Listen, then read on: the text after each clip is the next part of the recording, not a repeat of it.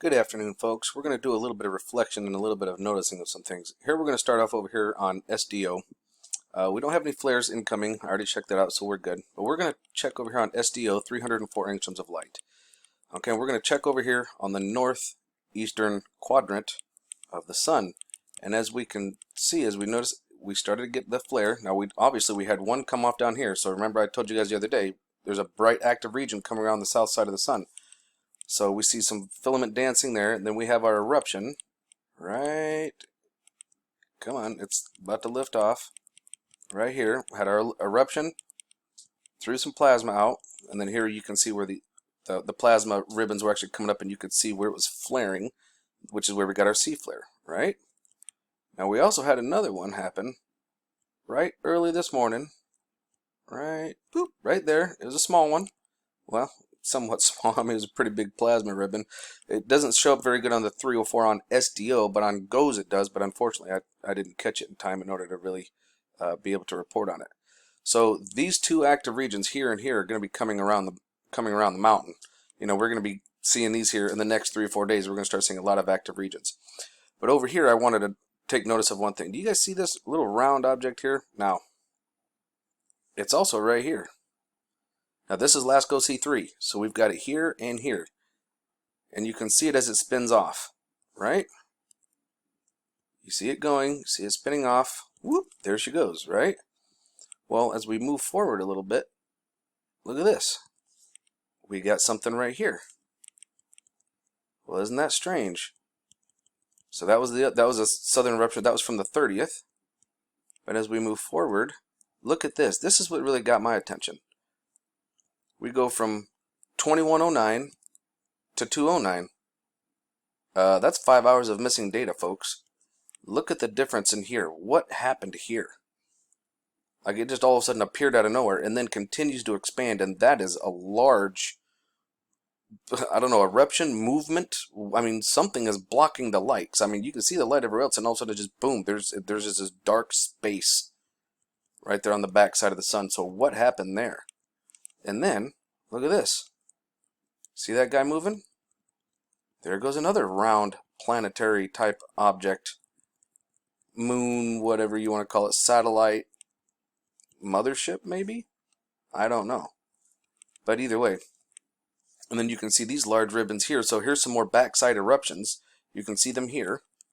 You can see them coming off and shooting up. So there's some more eruptions coming off the backside of the sun. Now, these are going to be coming around at us here pretty soon. And there goes another one. You see that right here? There goes another eruption. Boom. And then we have this one. Now, wait a minute. Where's the actual eruption? Uh-oh. We're going from 2053 to 153. Again, 5 more hours of missing data. They didn't want us to see it. Why? What the fragnog is going on where they don't want us seeing that? That's what's got my attention. And then, look here. You can see another round type object. So, if we come over here to LASCO C2, let's see if we can kind of catch up on some of those. Maybe it'll actually show us. So we've got this round object taking off out into space. Then we'll move Ooh, hey there, little friend. You guys see him? Right there. So we'll move forward a little bit to our next eruption. Here's another eruption. The one that came off the south side. And I'm looking for that guy. Yeah, it's kind of hard to find him. He's far enough away, but he's right here. Oh, look. A warp signature trail. Or a pulse engine. Boom, boom, boom. I showed you guys that just the other day. Oh, what was that? Oh, look. There's another little flyby friend. Then we have another. Ooh, Borg cube. How you doing? We've got another one coming off right. There's the one off the back side that we were kind of curious about. Which is quite weird. I mean, look at the difference in light. Like, that is just absolutely wild to me, anyways. And then look, we've got another option, another guy here, just like we had over here. Here he is here. See it? You can see whoa, that looks like a warp signature trail, to be honest with you. But we can see this guy. That's definitely some kind of a round planetary type object. Then we've got one more. There's this one here. Now look at this. Let me back this up. This one happens to be perfect.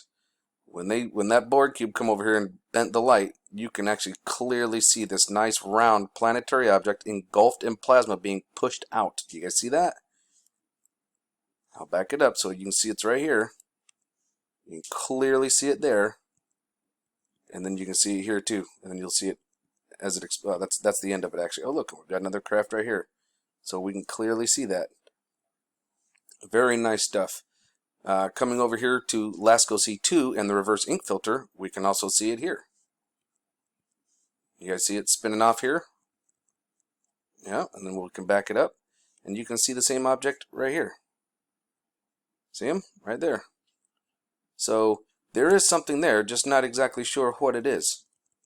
But what do you do, right? Now, something to keep in mind with all this sun activity that we're getting, we're also having a lot of stuff going on with earthquakes, especially Iceland. I want to bring attention to Iceland. Look at the swarm that we're having up here in Iceland. There is quite a bit. I mean, we have earthquakes going on all over the place. Red is the volcano's eruption. Orange means there's unrest and a warning. But look at all this going over here in Iceland. Let's zoom in on Iceland really quick. Lots of activity and pressure release going on in Iceland. And look at where it's at, right on the tectonic plates. Folks, our tectonic plates are moving. They're stretching. They're getting, I mean, these are impacts. This is the reverberation effect. When we get punched from the initial coronal mass ejection, shortly thereafterwards, we get the reverberation, and that's when stuff starts to move, because that shock goes all the way from one side of the planet, goes to the other, and then bounces back, and that's when we start having the majority of our shifting, because the actual impact does put stress on it, and then when it comes back, it bounces back off, and that's when things start to stretch. So one of the other things I want to take notice of, not just, of course, we've got all of these earthquakes, which are all of these little round dots that tell you the size of them. Don't forget, like this one here, 4.1 in Mexico, that's actually a 5.1. When the inventor of the Richter scale died, literally the next day, they downgraded everything by 1 full point. So that's not a 4.1, that's a 5.1. And they did that because they didn't want to alarm the masses. Great job, guys. Over here to our National Data Buoy Center, once again, Mexico is going off. We can see we had the strike here from the other day, and look at this, we've got a fresh one. So if we come over here and look, we can check our data out. That's a pretty significant strike. Now these are in meters. This is not in feet. These are in meters. Okay, so we're having 2 strikes going on in the Gulf of Mexico. Well, what's going on in the Gulf of Mexico right now? Why are we having 2 different events? What's happening here? I don't know. But either way, we need to keep our eyes out for stuff, folks. So remember, keep your eyes open, no fear, and love is the only way forward. Solar Wolf out.